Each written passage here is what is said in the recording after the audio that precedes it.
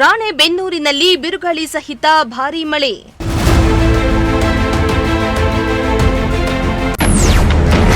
ಮಳೆಗೆ ಮರ ಬಿದ್ದು ಆಟೋ ಜಖಂ, ತಪ್ಪಿದ ಅನಾಹುತ.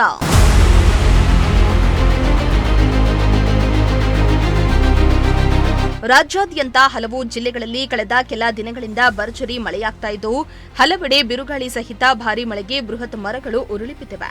ಇತ್ತ ಹಾವೇರಿ ಜಿಲ್ಲೆಯ ರಾಣೆಬೆನ್ನೂರಿನಲ್ಲಿ ಬಿರುಗಾಳಿ ಸಹಿತ ಮಳೆಗೆ ಹಲವೆಡೆ ವಿದ್ಯುತ್ ಕಂಬಗಳು ನೆಲಕ್ಕುರುಳಿದ್ದು, ಸ್ವಲ್ಪದರಲ್ಲಿಯೇ ಭಾರೀ ಅನಾಹುತ ತಪ್ಪಿದೆ.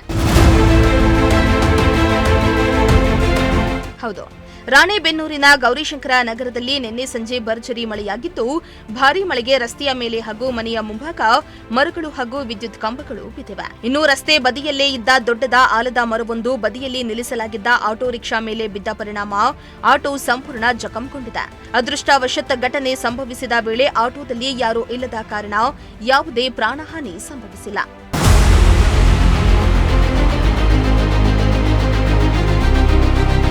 ಇನ್ನು ವಿದ್ಯುತ್ ಕಂಬಗಳು ಬಿದ್ದ ಹಿನ್ನೆಲೆ ವಿದ್ಯುತ್ ವ್ಯತ್ಯಯ ಉಂಟಾಗಿ ಕೆಲಕಾಲ ಜನರಿಗೆ ಸಮಸ್ಯೆ ಕೂಡ ಉಂಟಾಯಿತು. ಅಲ್ಲದೆ ರಸ್ತೆಗಳ ಮೇಲೆ ಕಂಬಗಳು ಬಿದ್ದಿರುವುದರಿಂದ ಸಂಚಾರಕ್ಕೂ ಅಡಚಣೆ ಉಂಟಾಗಿತ್ತು.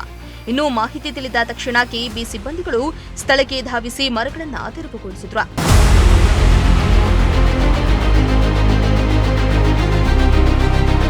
ಲೋಕೇಶ್, ಪ್ರಜಾಶಕ್ತಿ ಟಿವಿ, ಹಾವೇರಿ.